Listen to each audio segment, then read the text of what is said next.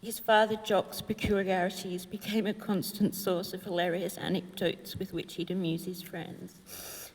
He loved him.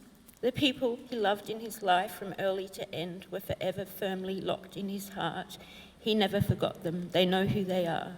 He could infuriate with his cavalier attitude to answering calls, but as his health declined, you had to persevere. Sometimes you had to really try with Roland. But whenever anyone expressed any doubt in the strength of his love for them, he was bewildered and full of sadness that he maybe didn't show what was in his heart. He might tell you once, twice, or a million times, but he just expected you to know. He lived all over the place. He loved coming back to Melbourne to be with his friends and be made a fuss of. He loved Berlin because it was like Melbourne but cooler, and New Orleans because it was beautiful, dilapidated, and singular like him. By the end of the London time, he just wanted to come home. He hated band rooms, obsequiousness, compromise, indifference, London, and coriander. When he came across new music that moved him, he wanted to be involved and so produced the Hungry Ghost first album, and though very interfered with, put a lot of energy into producing Hate Rock, who he loved. Teenage Snuff Film was a triumph. He was increasingly proud of all of it and feared that his next one wouldn't be up to scratch. He was so grateful to JP, Brian and Mick Harvey and Gerard for helping him produce Pop Crimes while he was so physically compromised. But like Roland, Pop Crimes bleeds with beauty, swagger, strut. It aches, it snarls, it's full of love and hope. His voice had grown as deep as his soul. He shouldn't have worried. My first concern sighting of Roland was in '77 in a pinball parlour on the Esplanade. And a few days later, I saw him at a gig sporting a leopard print shirt, a floppy fringe, and a strip of laminated photos of himself with the words October Boy at the top. I was fascinated, but he looked so young. I talked to him at a party. Heroes blared from a speaker. We stayed up till dawn, sharing our tales. He was razor sharp, ice cool, caring, interested, intriguing. We became friends.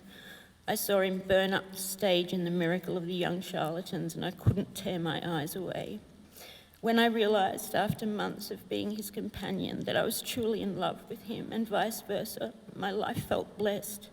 I'd wake up in the morning and look at that face and think, how on earth did I get here?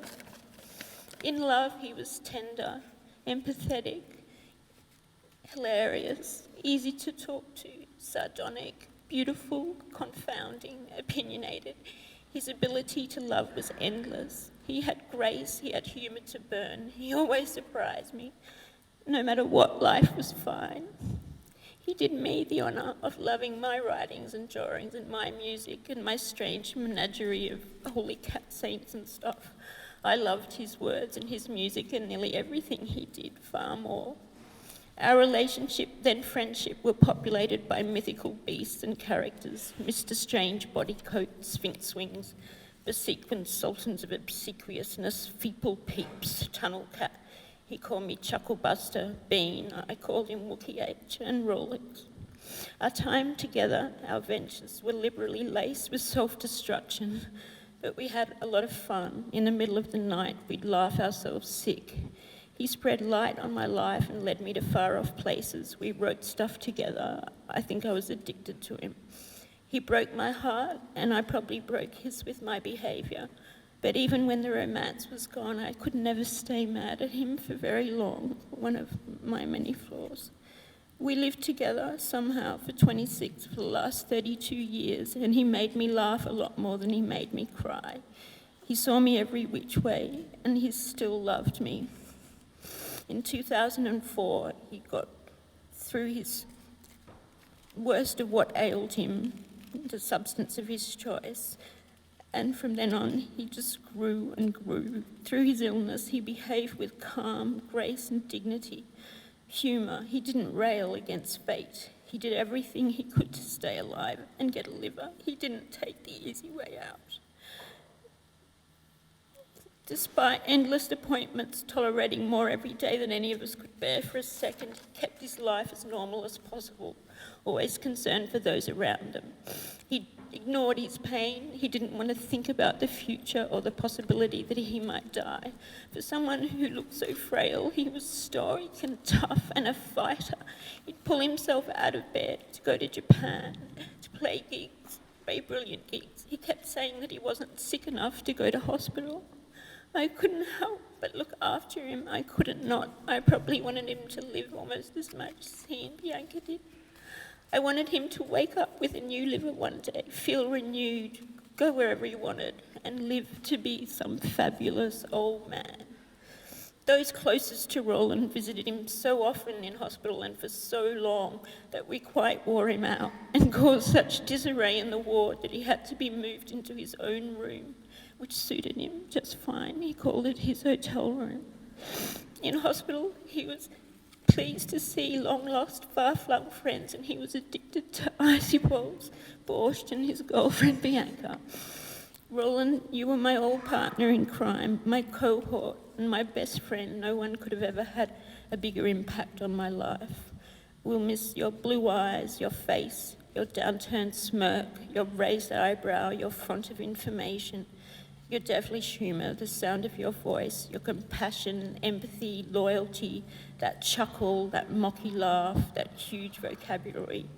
I'll miss him telling me exactly what to read and what films to see. I'll miss his presence, the light he shed on those round him, his music, his singing, his words that made us cry, and watching and hearing him skip and strut and swing that guitar like a screechy demon, ringing the most bone-shatteringly beautiful noises out of the ether while he sang his heart out all over the place. It came from the most profound regions of his soul. It was how he expressed himself. Through everything, Roland, you were the best friend of my life. I couldn't have asked for more.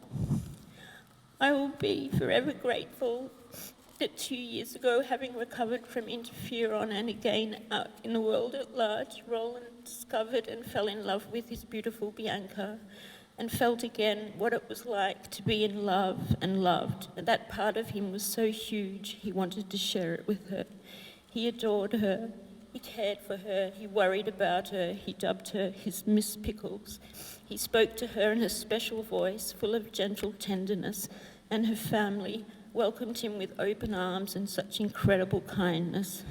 She was his adoring, affectionate, sassy, wayward girl. She made his illness so much more bearable. He wanted her to love herself as much as he did. He didn't want her to have this much loss. Roland died in Bianca's arms, smiling the most beautiful Roland smile and crying 2 golden tears, and it was beautiful. Roland, you were so much to so many different people. You was a criminal, and we will miss you forever.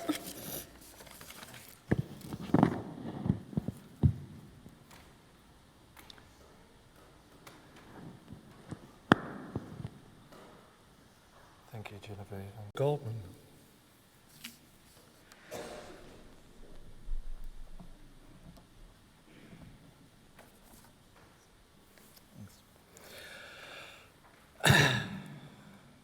The first time I ever saw Roland, I couldn't take my eyes off him. It was 1979. He was on stage, a cigarette stuck on his bottom lip. He kept lurching and half stumbling forward into the light like some crazy mechanical doll in a Dada ballet, his long tapering fingers scratching and tearing at the 6 strings of his immaculate white Fender Jag that howled and snarled and shrieked as he pummeled and caressed it. He'd momentarily lift his head to reveal that striking, haunted face. Pale, translucent skin, a tangled thatch of black hair, his pale blue eyes fixed on something out there above us in the darkness, something no one else could see. He seemed transfixed, in a trance. He seemed possessed, and it was brilliant. He was inspiring, and that night was unforgettable, full of delirium. It certainly changed my life. Roland really did look otherworldly, from the beginning to the very end, like a stalking pixie vampire. in a silent 1920s German expressionist film. He took your breath away. I've never seen anyone like him.